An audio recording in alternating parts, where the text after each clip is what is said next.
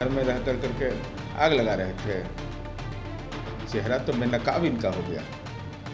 उनको तो यह बताना चाहिए ना कि इस्लामपुर में, नालंदा के इस्लामपुर में पार्टी हार गई और संपत्ति वहाँ इनके परिजन लिखवा रहे थे, और जो आरोप लगे उसका जवाब क्यों नहीं दे रहे हैं? उस सवाल पर जवाब देना चाहिए। भाई दिल्ली काहे के लिए गए थे? उन्हें दिल्ली से किस लिए?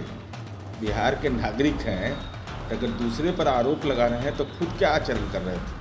इसलिए इनके बयान को बहुत तवज्जो देने की जरूरत नहीं, राजनीतिक आश्रय स्थल खोज रहे हैं। नमस्कार, न्यूज फाउंडेशन देख रहे हैं और मैं आपके साथ रंजन सिंह। आरसीपी सिंह ने बिहार के मुख्यमंत्री नीतीश कुमार के ऊपर करारा हमला किया है। उन्होंने कहा कि जो दिन भर टाइम पास करते हैं, अब 4 दिनों के लिए दिल्ली गए हैं। कई तरह के आरोप नीतीश कुमार के ऊपर आरसीपी सिंह ने लगाए हैं और अब जनता दल यूनाइटेड ने आरसीपी सिंह से सवाल पूछा है।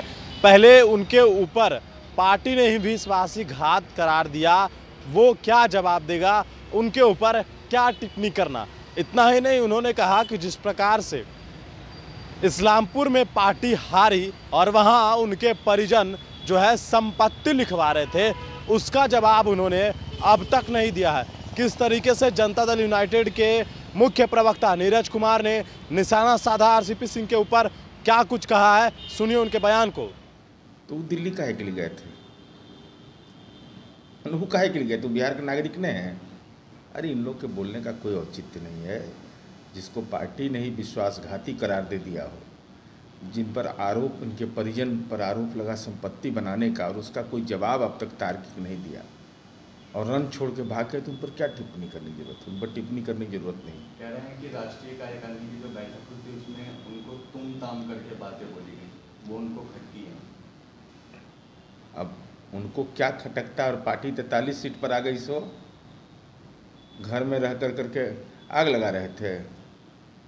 चेहरा तो बेनकाब इनका हो गया। उनको तो यह बताना चाहिए ना कि इस्लामपुर में, नालंदा के इस्लामपुर में पार्टी हार गई और संपत्ति वहाँ इनके परिजन लिखवा रहे थे, और जो आरोप लगे उसका जवाब क्यों नहीं दे रहे हैं? उस सवाल पर जवाब देना चाहिए। भाई दिल्ली काहे के लिए गए थे? उन्हें दिल्ली से किस लिए?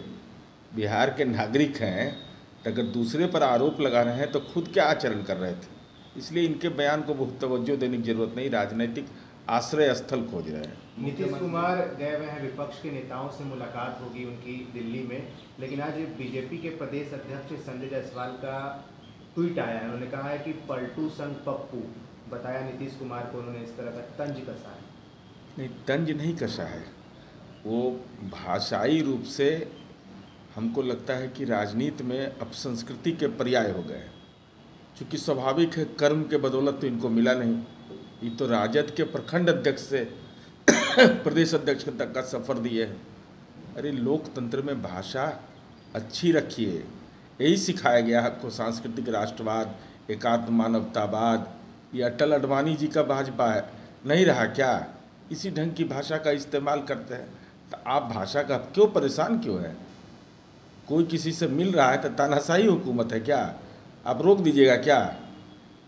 भारतीय जनता पार्टी की औकात है रोक देने की? तो इस ढंग की भाषा का इस्तेमाल, नीतियों पर न बोलिए।